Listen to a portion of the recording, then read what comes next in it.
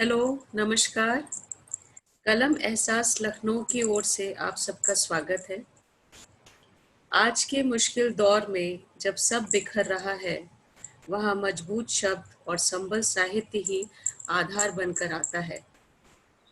आज की ये गोष्ठी नवनिर्मित विचारों से ओतप्रोत युवा शक्ति से संचारित लेखिका और लखनऊ एक्सप्रेशन सोसाइटी की फाउंडर श्रीमती कनक रेखा चौहान जी के साथ है। हमारी आज की लेखिका हैं प्रतीक्षा जी। प्रतीक्षा जी नमस्कार, आपका स्वागत है। नमस्कार। प्रतीक्षा जी लिखती हैं, संगीत और लिबरल आर्ट में रुचि रखती हैं, इतिहास और समय के रहस्य में मनुष्य के अस्तित्व का संदर्भ खोजती हैं। हर एक महादेश घूम लेना, हर समंदर के पानी को छू लेना, इन जगहों के लोगों से मिल लेना और उनका खाना चख लेना, उनकी भाषा सीख लेना, माने ये कि एक जीवन में अनेक जीवन जीना चाहती हैं। किताबें जो अब तक आपने लिखी हैं, जंगल का जादू तिल तिल, भारतीय ज्ञानपीठ, पहर दोपहर ठुमरी, हार्पर कॉलिंस, एक दिन मराकेश, आधार, तुम मिलो दोबारा, जगरनॉट, तैमूर तुम्हारा घोड़ा किधर है, आधार, बारिशगर, आधार, ग्लोब के बाहर की लड़की, Rajkamal, rain song, Harper Collins, meet me tomorrow, Juggernaut. Anthology जिनमें कहानियां आपकी सम्मिलित हैं, हर piece of sky, Zubaan, 1984 in memory and imagination, Amaryllis, Sangam house reader, other windows, in your shoes, बॉकेविनिन, Norway, she stoops to kill, speaking tiger. 2012 में Indo Norwegian पुरस्कार से अंग्रेजी कहानी में आप सम्मानित हुई और नॉर्वे के अंतर्राष्ट्रीय लिटरेचर फेस्टिवल बियो नॉर्सन फेस्टिवल में भी 2014 में आपकी सहभागिता रही है।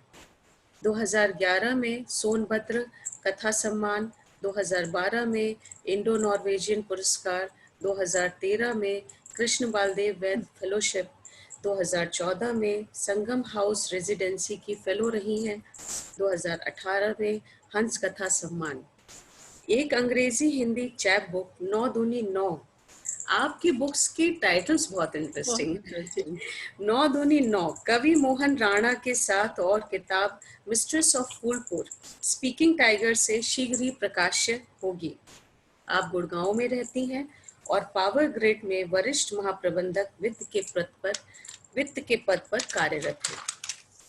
कनक जी, आपका भी स्वागत है। Thank you. कनक जी का परिचय लखनऊ वासियों के लिए बिल्कुल वैसे ही है जैसे रोशनी को रोशनी से मिलाना होगा। आप कई साहित्यिक और सामाजिक गतिविधियों में अग्रिम पंक्ति में उपस्थित रहती हैं। तो आइए आज की गोष्ठी का शुभारंभ करते हैं। आप दोनों का स्वागत। आज हमारी भेंट विदुषी लेखिका प्रतीक्षा जी से होने जा रही है। इनकी एक फहरिस्त है, प्यार करने की फहरिस्त। और जब इन्हें लोगों पर, चीजों पर टूट कर प्यार आता है, तब कविता बनती है। आइए आपसे बात करने से पहले आपकी इस प्यारी सी फहरिस्त को सुनते हैं। और इस कविता का शीर्षक है मामूली चीजों की फहरिस्त। हर बार जब किसी पर प्यार आता है, मेरा दिल कुछ और बड़ा हो जाता है। उसमें कुछ और प्यार करने की कुव्वत आ जाती है। पूरे दिन मैं प्यार करने के बहाने खोजती हूँ। गमले में खिले फूल को, ठीक सुबह होने के पहले जादू के समय को। जादू इसलिए कि अजीब सी पीली आभा लिए आसमान दिखता है पश्चिम में। सूरज उगने के बहुत पहले।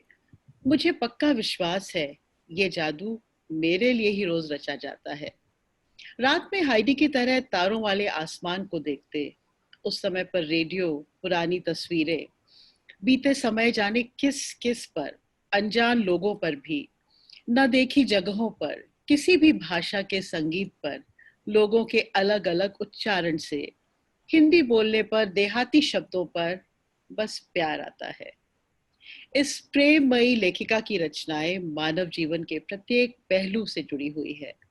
इनमें युवावस्था का उन्माद है तो अतीत के आईने में झांकता बुढ़ापा भी है। स्त्री पुरुष के संबंध, टूटते बिखरते साकार होते सपने, प्रेम, वेदना, हर्ष, विषाद, तमाम मानवीय संवेदनाओं को आपने अपने लेखन में बहुत बखूबी उतारा है। प्रतीक्षा जी, आज सबसे पहले आपके भाषा शिल्प पे बात करते हैं। यूं तो हर लेखक अपनी भाषा का शिल्प स्वयं रचता है। आपसी संवाद और बोलचाल का शिल्प, वैचारिक चिंतन और मंथन का शिल्प। लेकिन आपकी शैली में जो मुझे सबसे ज्यादा प्रभावशाली बात दिखी वो ये है कि देशकाल व परिस्थिति के अनुरूप उसमें हिंदी और अंग्रेजी के अलावा अंग्रेजी के शब्दों और वाक्यांशों के भी प्रयोग किया है आपने, जिससे कहानियां आपकी जीवंत तो होती हैं, सशक्त भी हो जाती है।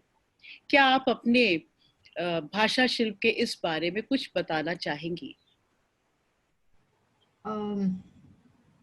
ऐसा है कि अभी आसपास में, या जैसे हम पहले भी बात कर रहे थे कि हमारी भाषा बहुत प्योर नहीं रह गई है।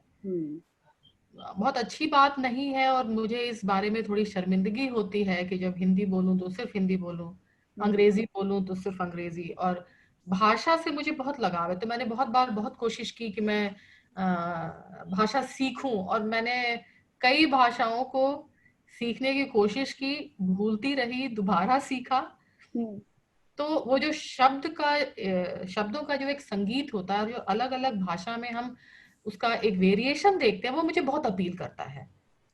और जब लिखना शुरू किया तो शायद उस तरह की तत्सम भाषा मेरे पास नहीं है, और मुझे लगता है कि तत्सम भाषा में मैं आज की दुनिया को डिस्क्राइब भी नहीं कर पाऊंगी।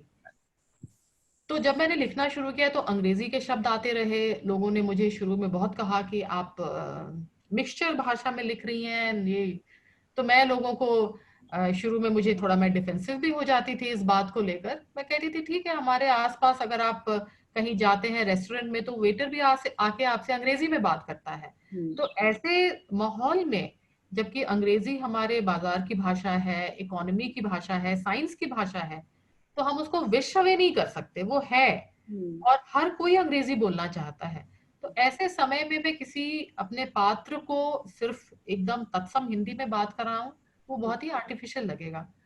तो अब एक चीज वहां मुझे बड़ी इंपॉर्टेंट लगती है कि जब पात्र बोल रहे हैं तो वो शायद जैसे हमारे आसपास जो भी भाषा लोग बात करते हैं वैसे, लेकिन जब मैं कहानी कह रही हूँ, वहां पर मुझे कोशिश ये करनी चाहिए कि उसमें मैं अंग्रेजी के शब्द ना इस्तेमाल करूं। मेरी एक कहानी है जिसमें वो पात्र है, वो तेलुगु में भी बोलता है। तो एक लाइन वो हमेशा तेलुगु में कहता है, दिलनवाज तुम बहुत अच्छी हो। तो तुम बहुत अच्छी हो को वो तेलुगु में हमेशा कहता है। बताइए आपने क्या लिखा है वो? अब मैं भूल गई हूँ। अच्छा। मैं भूल गई हूँ, कुछ जी। था। आई डोंट नो, अगर कोई तेलुगु भाषी यहाँ सुनेंगे तो वो तुरंत मुझे पकड़ लेंगे कि ये गलत कह रही है। कुछ फ्रेंच यूज किया मैंने, कभी एक समय फ्रेंच सीख रही थी तो फ्रेंच यूज कर रही थी, बीच में मैं मैंdarin सीख रही थी तो मैंdarin वो आपके थॉट प्रोसेस में रहता है। और फिर भी भाषा जब भी कहीं का भी लिख रहे हैं, तो अगर कोई पात्र किसी विदेशी भूमि पे है तो कोशिश रहती है कि वहां से हम थोड़ा सा ऑथेंटिसिटी आती है। और हमेशा भाषा को लेके मैं बहुत सजग हूँ, और मुझे लगता है कि वो किसी नदी में बहते पत्थर की तरह है कि उसके पीछे की एक कहानी है हर भाषा की। मैं जैसे बिहार से आती हूँ, तो मुझे बचपन की बहुत से ऐसे शब्द हैं जो अब हम इस्तेमाल नहीं करते, लेकिन वो कहीं स्मृति में है। जी। जब लिखना शुरू किया तो मैंने उनको रिट्रीव करना शुरू किया। तो मैं भी उन चीजों को भूल गई थी, फिर मुझे धीमे धीमे याद आता रहा। शायद भाषा के साथ ये अच्छी बात है कि आप जब बरतते हैं उसको, तो आपकी स्मृति भी खुलती जाती है, और वो सारे शब्द मेरे पास लौटने लगे, बचपन के बिसरे हुए शब्द। तो मुझे लगा कि ये सब भी मेरा एज अ राइटर शायद ये काम है कि मैं इन शब्दों को भी बचा के लेके। बिल्कुल बिल्कुल। क्योंकि आपने जो कविता पढ़ी उसमें ये है ना, कोई भी अगर उच्चारण भी अलग बोलता है हिंदी के, आपको पसंद, बिल्कुल। मैं हमेशा रुक जाती हूँ, मुड़कर देखती हूँ कि अच्छा ये वाला उच्चारण ये कौन बोल रहा है, ये किस प्रदेश से आया होगा, उसका एक संगीत है। जो लोक भाषा है उसका भी एक अलग संगीत है।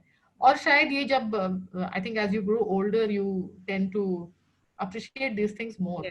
और फिर आपका जो साहित्य है वो उतना ही समृद्ध होता है, उतना ही एनरिच होता है, और फिर भारत तो इतनी भाषाओं का देश है, अगर उसमें कुछ आ भी बिल्कुल। जाए तो मुझे लगता है प्योरिटन्स को बहुत ज्यादा ऑब्जेक्ट नहीं करना चाहिए, बिकॉज हर बार हम एक लेखक कोई सिर्फ रीडर्स के लिए नहीं लिखता, वो अपने लिए भी लिखता है, तो उसमें जो आपको एक संतोष मिलता है उसका एक अपना महत्व है, तो मुझे कुछ तो बहुत कुछ पसंद कुछ है। और ये भी है ना कि अलग भाषाओं में अलग शब्द जो बिल्कुल एग्जैक्ट ट्रांसलेशन में वो चीज आपको नहीं नहीं मिलती। होते, या कई something bar is always lost in. yes, तो आपको लगता है कि नहीं ये वाला जो शब्द है इसका मैं ट्रांसलेशन भी करूं अगर तो जी, एग्जैक्ट वही अर्थ नहीं आएगा। नहीं आए। और भाषा तो इट इवॉल्व, हमेशा वो ग्रो करती है। मैं एक हमेशा सोचती हूँ इस बात को कि जब पुराने समय में जब संस्कृत बोली जाती थी जी। और एक भाषा थी प्रकृत, हम्म, फिर धीरे धीरे हर बार एक जो भाषा जो क्लासिक होती है हम्म, वो अपना महत्व खोती जाती है और जो अपभ्रंश है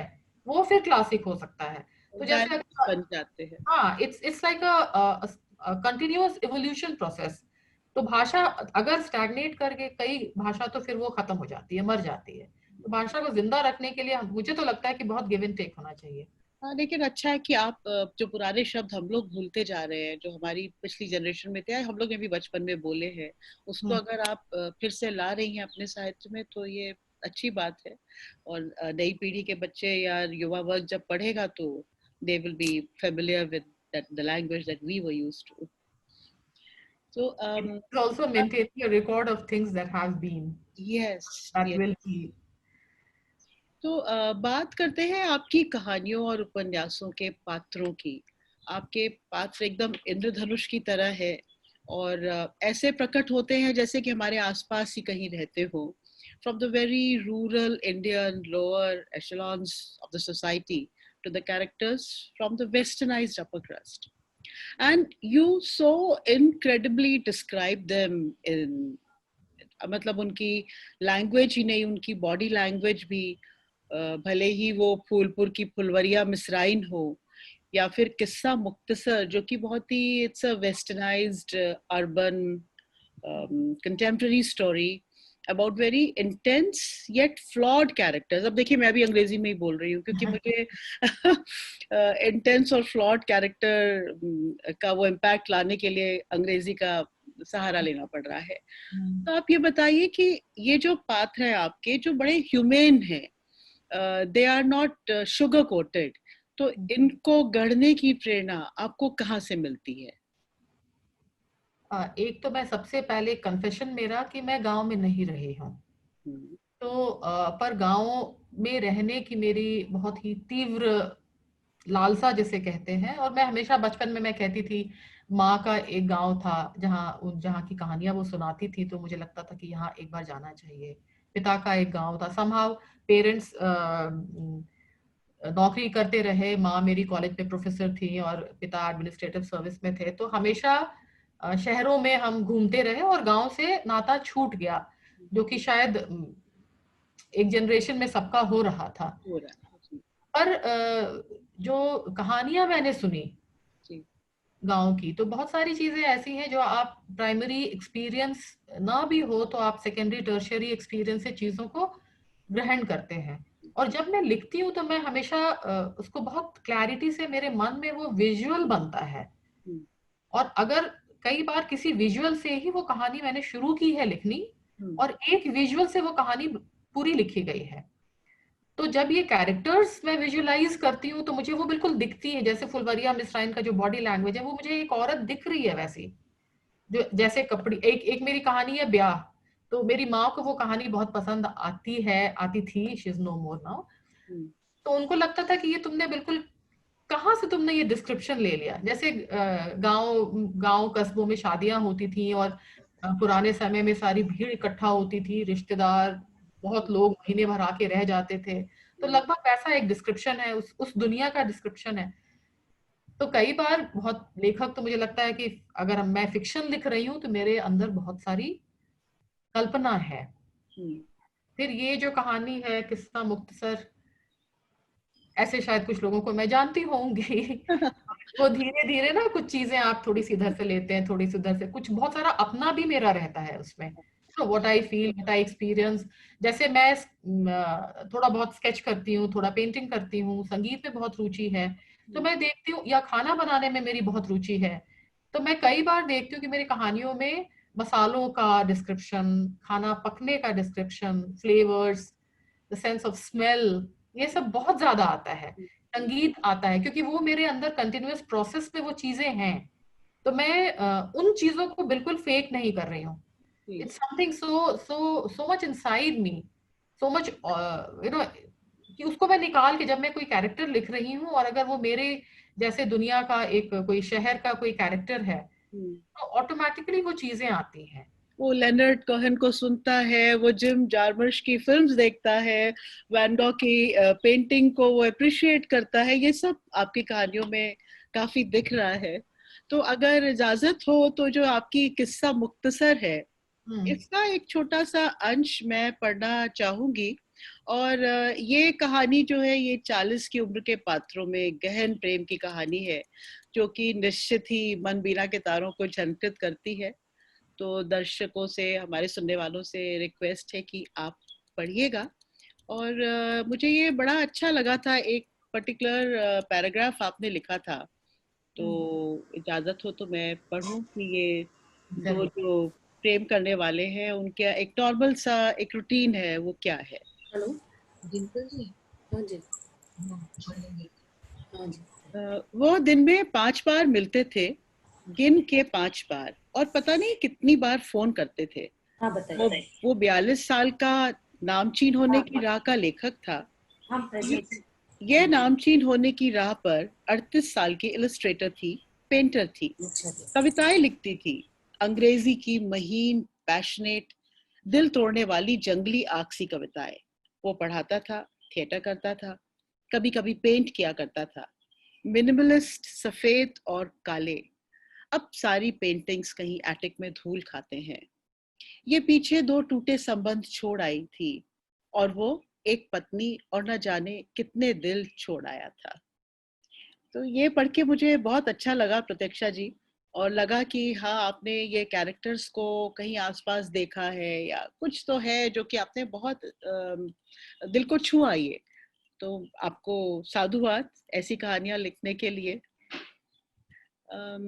आप कुछ कहना चाहेंगे इस कहानी के बारे में?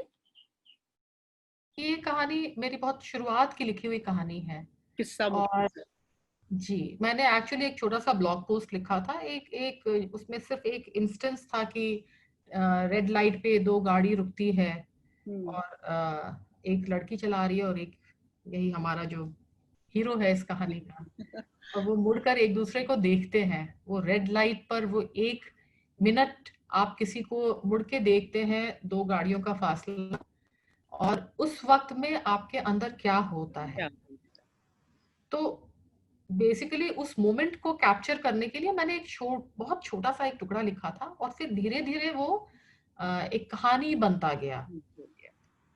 और चूंकि उसमें वो राइटर है, पेंटर है, इलस्ट्रेटर है, कुछ ऐसी दुनिया है, मेरे आसपास की दुनिया है, तो उसको लिखने में मुझे बहुत मजा आया था। बहुत ही प्यारी सी रोमांटिक सी कहानी।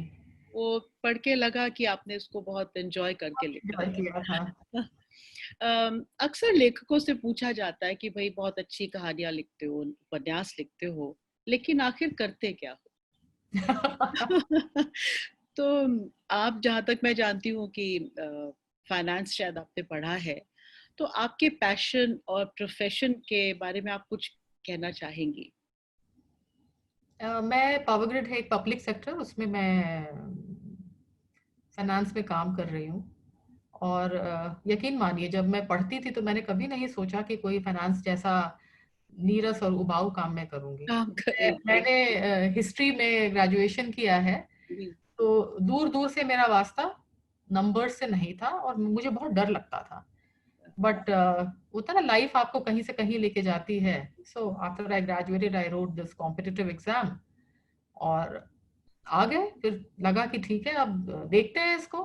और शुरुआत में कुछ सालों बाद मुझे लगा कि ये मेरे बस की बात नहीं है, I am not enjoying it, और मैं कुछ लंबी छुट्टी पे भी चली गई थी। फिर ज्वाइन किया प्रैक्टिकल साइड ऑफ लाइफ की, आप यू कांट जस्ट एस्केप।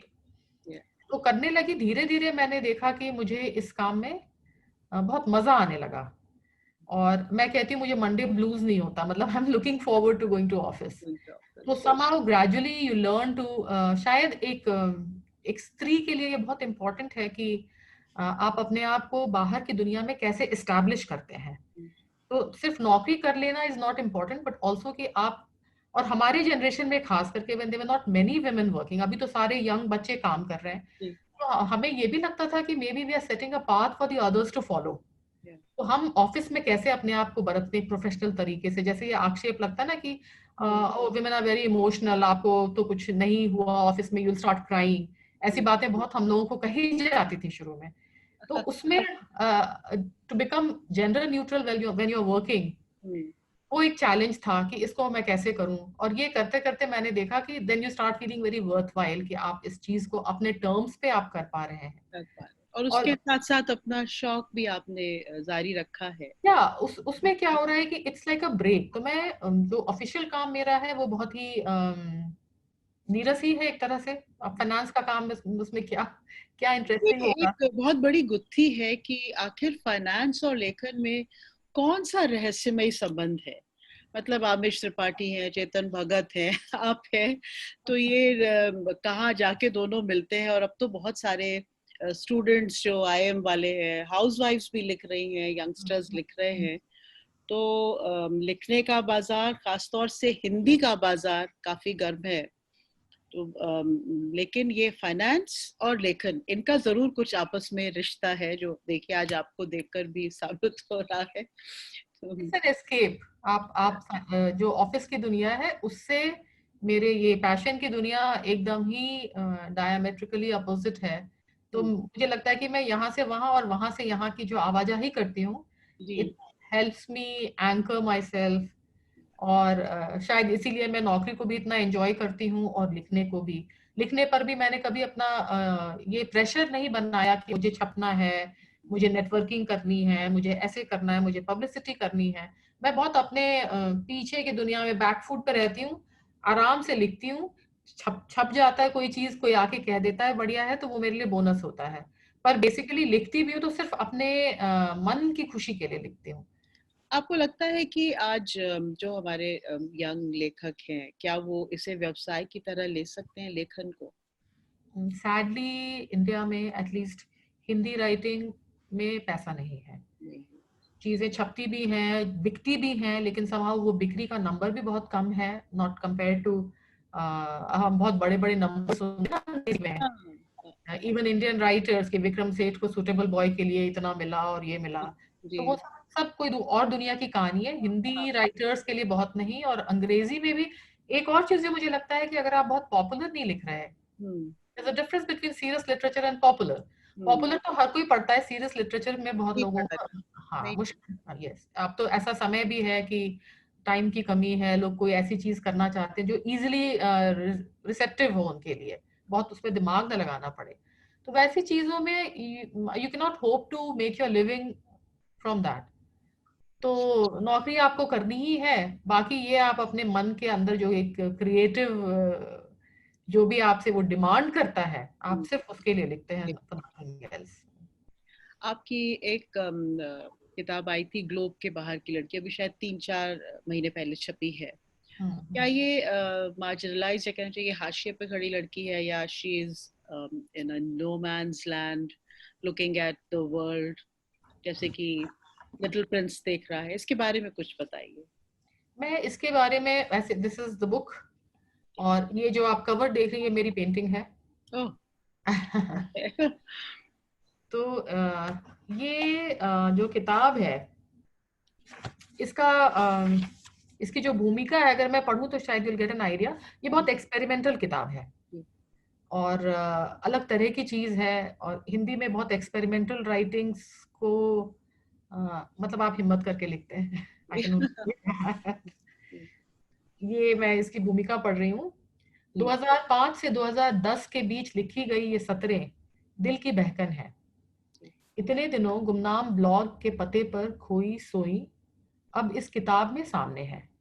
न कविता, न कहानी, न कथा, न यात्रा, न डायरी, ये बस मन के अरमान है।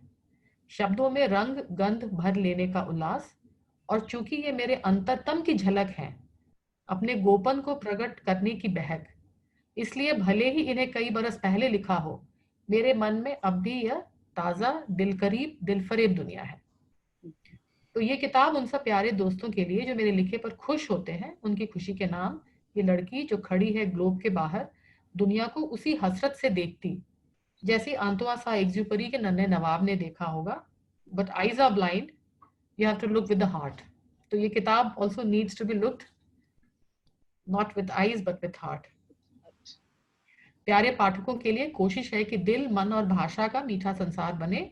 भाव और एहसास की धुंध में लिपटी दुनिया अचानक एक ऐसा धुन छेड़े जो तीर के तीखेपन सी अवचेतन में धंस धंस जाए। उदासी और खुशी का जीवन राग हो, जैसे ग्लोब के बाहर लड़की वही धुन है जो जुबान पर अपना मोहब्बत भरा स्वाद चिरंतन छोड़ दे। मन उसी धुन को बार बार सुनने की चाहत रखे, दिल उसके भाव संग जुगलबंदी करता उल्लास करता है। तो ये वो किताब है और इसमें 4 हिस्से हैं। उनके सिर्फ नाम बताऊंगी आपको। पहला हिस्सा है ये जो दिल है दर्द है कि दवा है, तो ये बस मोहब्बत की कहानियां हैं इसमें। दूसरा है घर के भूगोल का घर, तो इसमें बहुत सारे बचपन की यादें, संस्मरण, वैसी चीजें हैं। तीसरा है किस्से करमखोर, all the naughty stories are here.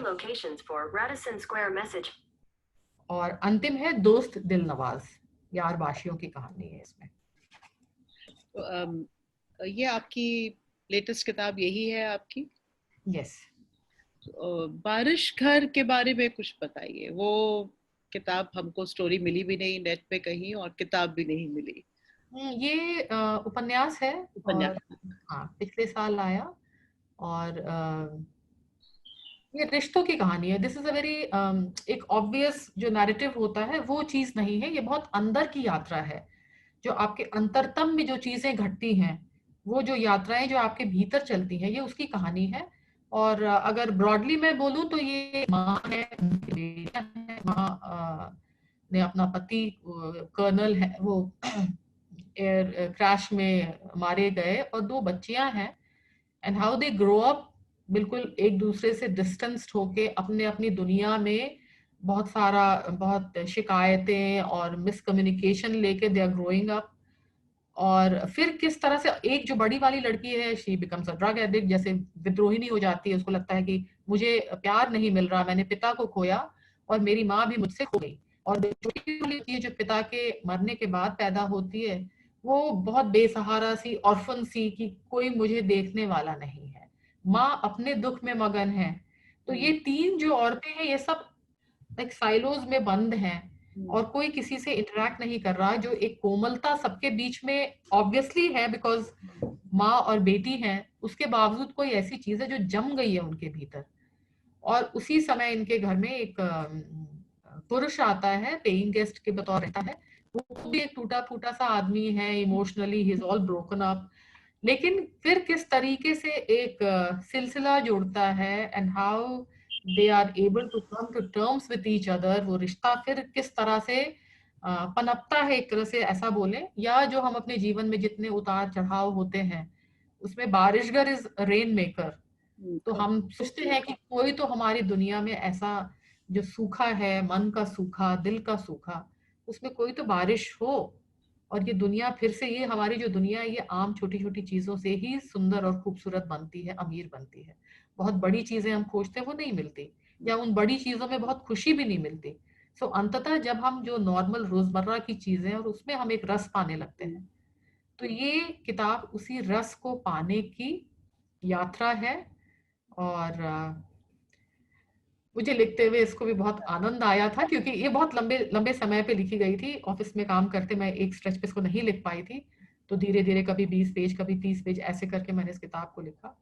वो इसकी पृष्ठभूमि तो बहुत इंटरेस्टिंग है कि 3 औरतें रह रही हैं अपने अपने दुख के साथ, और एक पुरुष का आगमन सारे समीकरण बदल देता है।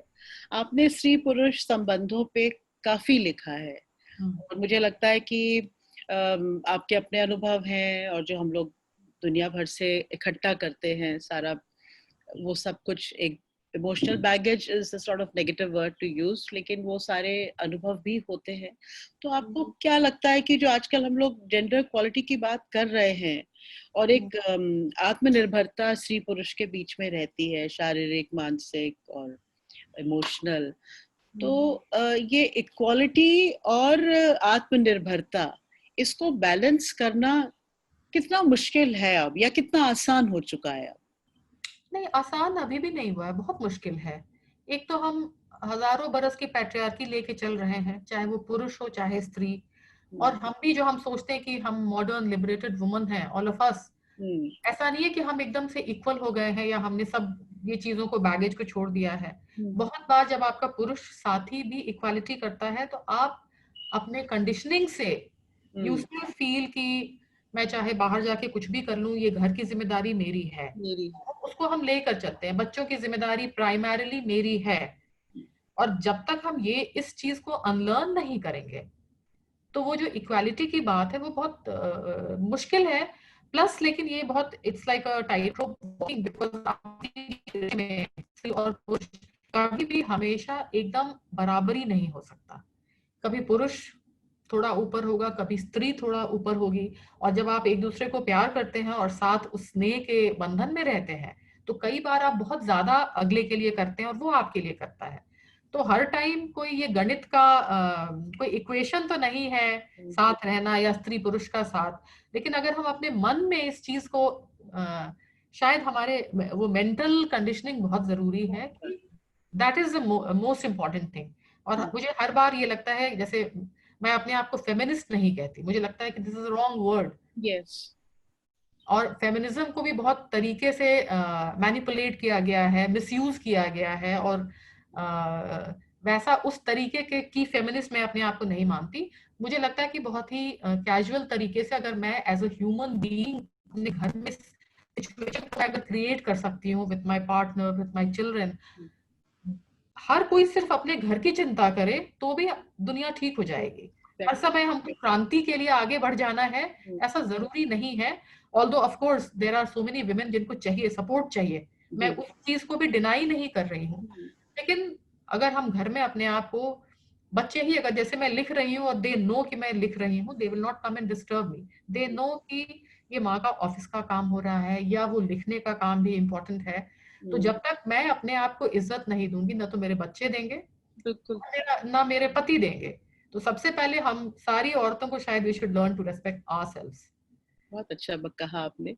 मुझे लगता है कि हमें इस चीज को अपने ग्रामीण परिप्रेक्ष्य में भी ले जाने की जरूरत है, क्योंकि उस औरत के लिए अभी भी कुछ खास नहीं बदला है। जितना हमें अपने अधिकारों के बारे में भी पता है, हमें एक आर्थिक स्वतंत्रता भी है हमारी, वो अभी ग्रामीण महिला के पास नहीं पहुंची है। लेकिन छोटी छोटी बातें अब, क्योंकि वो तो लिटरेचर से थोड़ा सा दूर है, जो हमको जो सुविधाएं हैं, जो अपॉर्चुनिटीज हैं, उनके पास नहीं है। तो मुझे लगता है कि उनके पास ये बात पहुंचनी चाहिए, ये लिटरेचर फेस्टिवल्स जो है, क्योंकि मैं खुद देख करती हूँ तो मुझे लगता है कि मुझे गांव में ले जाना चाहिए ये फेस्टिवल। बिल्कुल, मैं आपको एक छोटा सा एग्जैक्टली एक संजीव जी हैं, वो करते हैं सिवान के पास में एक छोटा सा गांव है जहां उन्होंने बहुत सारा काम, बहुत बढ़िया काम किया हुआ है। तो वहां वो एक लेखकों का शिविर करते हैं साल में एक बार। तो 2-3 साल पहले मैं गई थी वहां, और अंदर जो कैंपस है वो तो बहुत ही खूबसूरत जंगल में मंगल जैसा है, पर हम जंगल, ये गांव में भी गए और लोगों से इंटरेक्ट किया। और सबसे अच्छी बात ये थी कि जब हम लोगों ने वहाँ कहानी पाठ की, वो 7 या 8 राइटर्स को बुलाते हैं।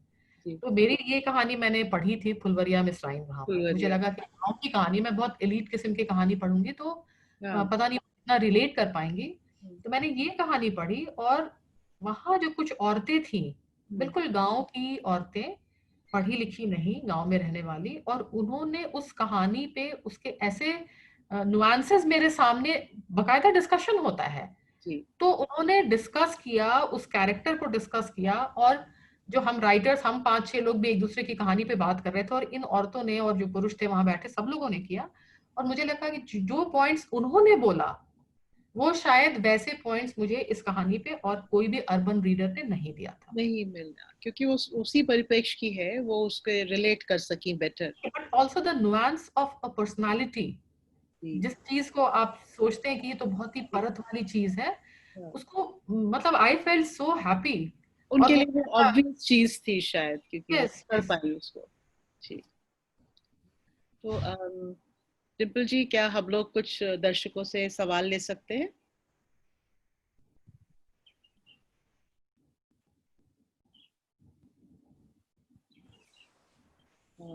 जी, हम हमारे पास सवाल आ भी चुके हैं।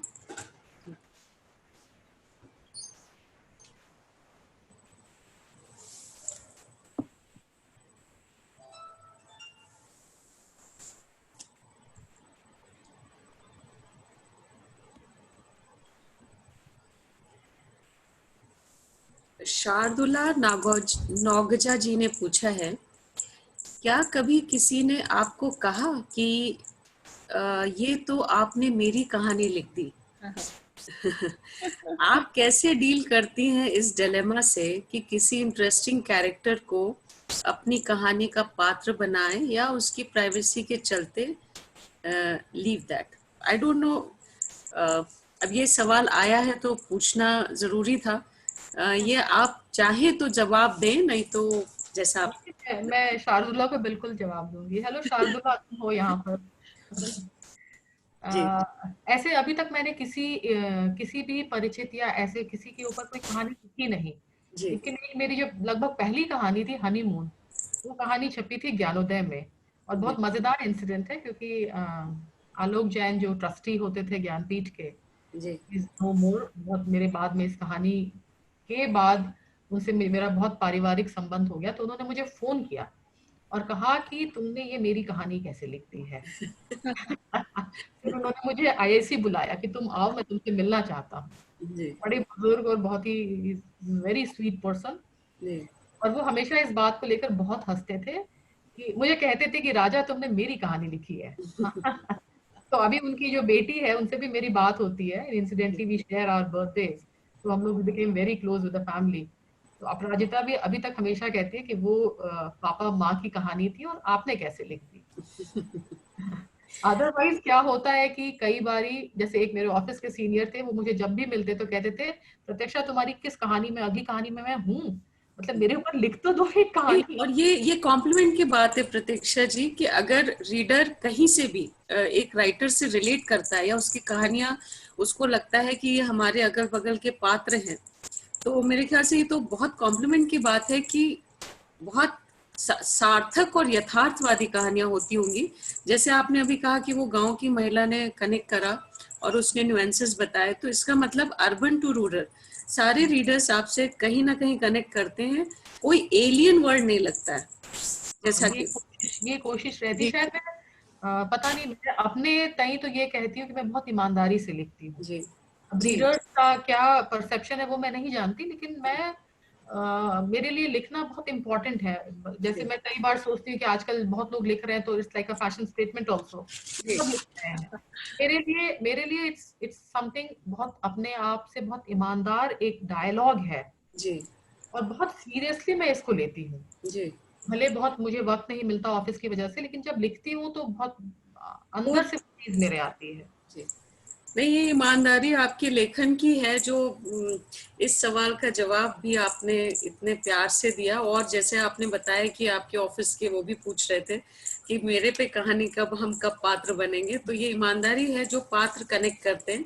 एक सवाल और है जो अलका शुक्ला जी ने पूछना चाहा है। इन्होंने शायद आपकी अंग्रेजी कविताओं के बारे में कहीं सुना, जो कि पाठता कृत्या और एवरीडे पोएट्स में प्रकाशित हुई थी।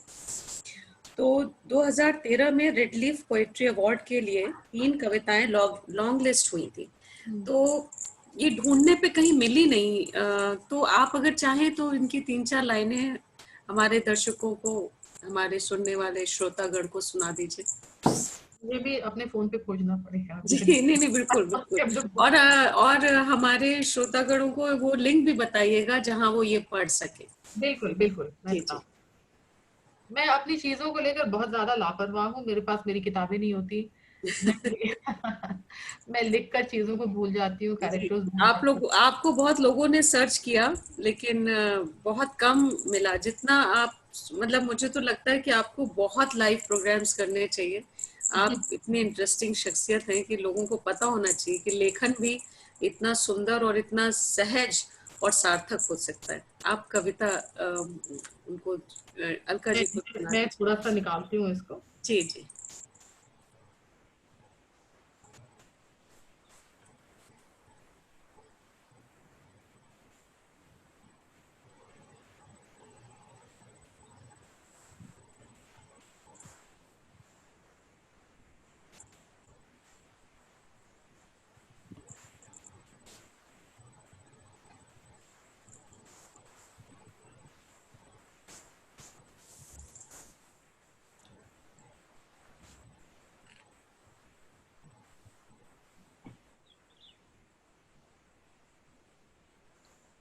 अगली बार हम लोग प्रतीक्षा जी की पेंटिंग्स पे भी बात करेंगे। जी।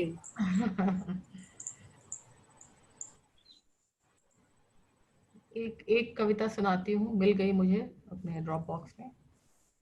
कविता का शीर्षक है father. The small sparrow looks at me from across the window glass. The view from outside, I sit stiff back, fighting pain.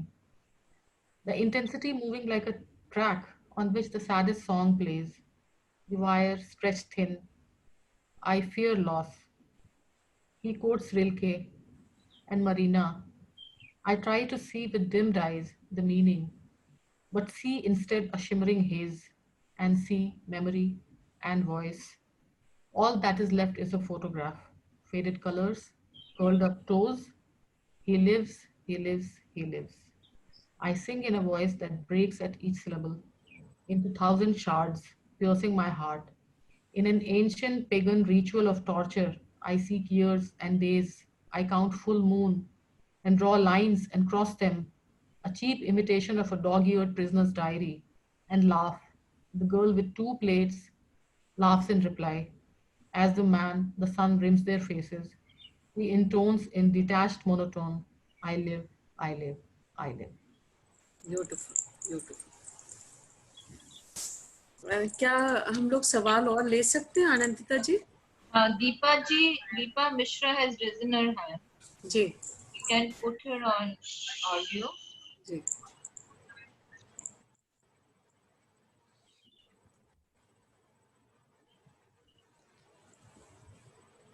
Bhavik Jain या हाँ, दीपा जिया। जी। बोलिए Deepa.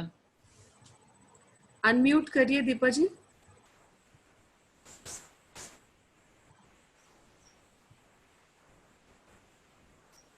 I think Anandita, do you have to unmute her?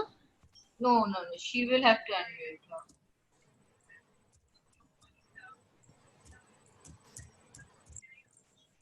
No, we can't hear her. This, Maybe she can write, post the message in the chat. हाँ।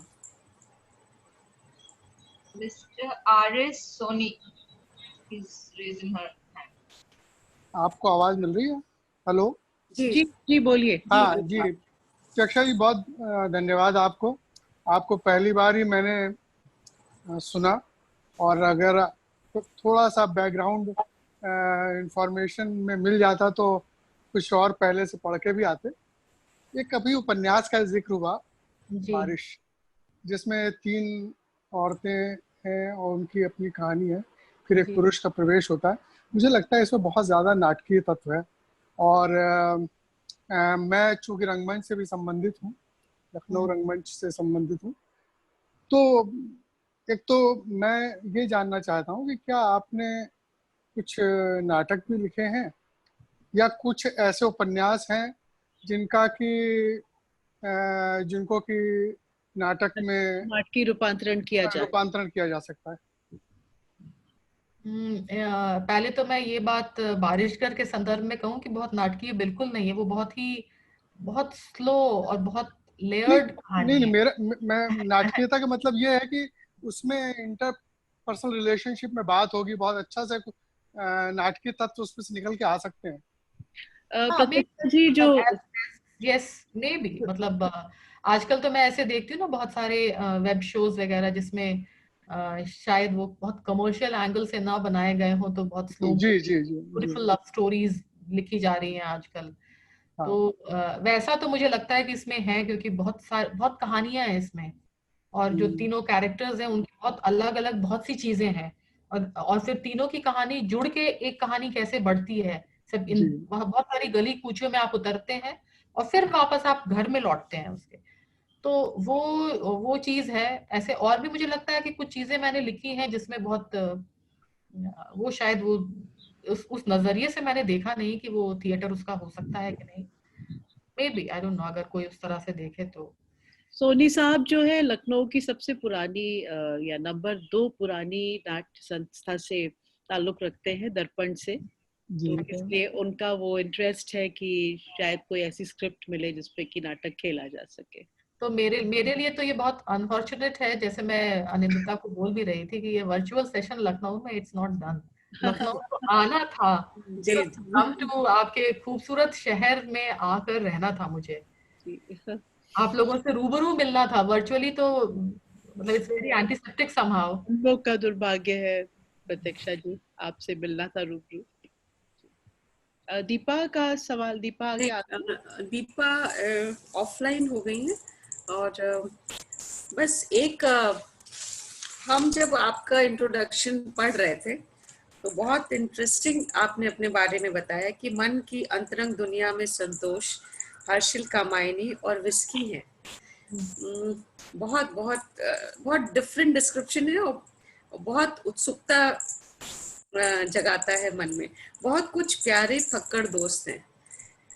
Generally लोग दोस्तों को अपने profile में जगह नहीं देते। बताना हाँ मुश्किल, मतलब हमने ये पहला प्रोफाइल आपका ऐसा देखा।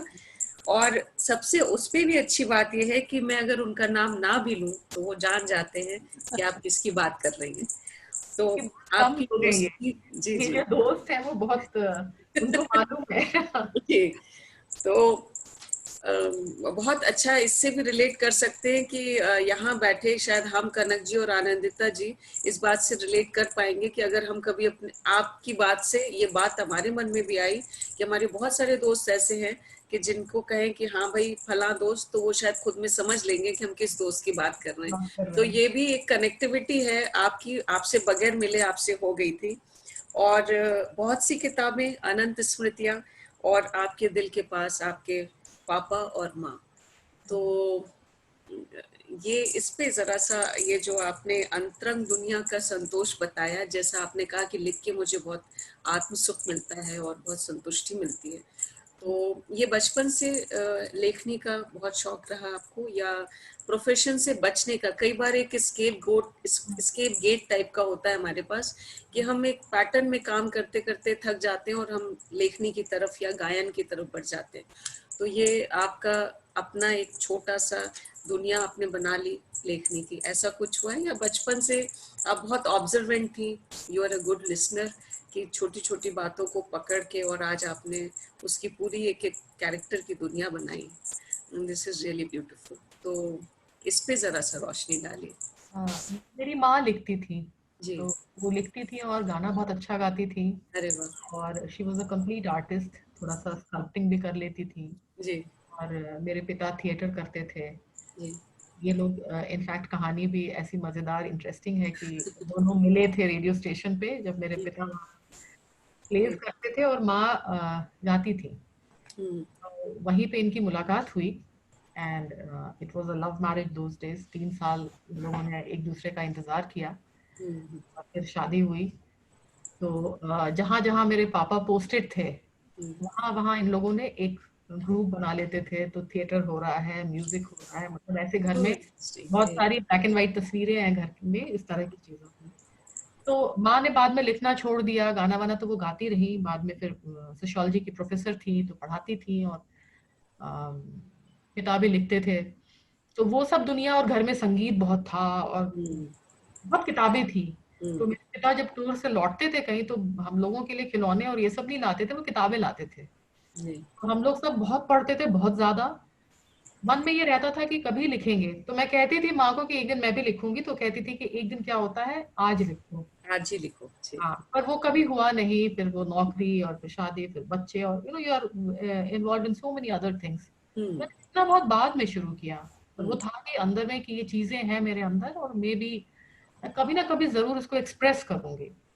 और जब लिखना शुरू किया तो my parents were I think very proud and very happy, because कहीं उनको लगा कि हमारे दुनिया में जो कला थी वो बची रह गई आपको जी। हाँ, वो कहीं बहुत समृद्ध विरासत मिली है। जी जी। और मैं लेकिन गाना नहीं गा सकती, इसका मुझे इतना अफसोस है, आई कांट टेल यू। लेकिन मेरी बेटी गाती है, सो आई फील वेरी हैप्पी कि कहीं से नहीं, हो सकता है अभी आपने वो एक्सप्लोर ना किया हो, कभी उसको भी शिद्दत से चाहेंगे तो हो सकता है वो सुर भी कहीं अंदर दबे हो जैसे। मैं अगर गाऊंगी तो सब भाग जाएंगे। मैं बहुत तो आनंदिता जी, मेरे ख्याल से और तो कोई सवाल है नहीं। नहीं, we end the session. It's 5 o'clock. जी, आपसे वाकई रूबरू मिलना होगा।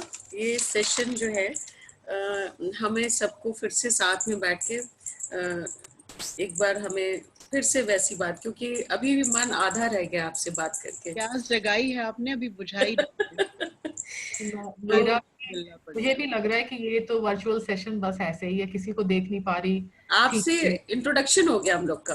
अब अगली इसको हम ऐसे ही मान के चलते हैं कि ये अभी बस प्रिलिमिनरी है, प्रॉपर्ली हम लोग को मिलना बाकी है। जी जी सब लोगों से, जिन लोगों को मैं नहीं देख पाई और पार्टिसिपेंट लिस्ट में वो दिख रहे हैं, जी, एवरीबॉडी, और आप दोनों से तो खास तौर पे शुक्रिया। आभार, हम आभार व्यक्त करते हैं प्रभा खेतान फाउंडेशन और उनके द्वारा संरक्षित कलम टीम का, Shri cement, Lucknow expression society, Dainik Jagran team, हयात लखनऊ और सभी श्रोतागण, धन्यवाद। And I would like to say 3 cheers for Calcutta office team, Prabha Khetan. इतने मुश्किल वक्त में भी दिल और दिमाग से आपने लक्ष्य की ओर बढ़ना बहुत साहस की बात है। और चूंकि लखनऊ से हैं हम, तो हमारे और कनक जी की तरफ से एक शेर आपके नाम। तूफानों से कह दो, तूफानों से कह दो, हौसलों में है जान बहुत, दो ये कदम अब रुक नहीं सकते। तूफानों से कह दो, हौसलों में है जान बहुत, ये कदम अब रुक नहीं सकते, छूने हैं आसमां बहुत। आप सभी का बहुत बहुत धन्यवाद, शुक्रिया। Thank you. Thank you. Thank you.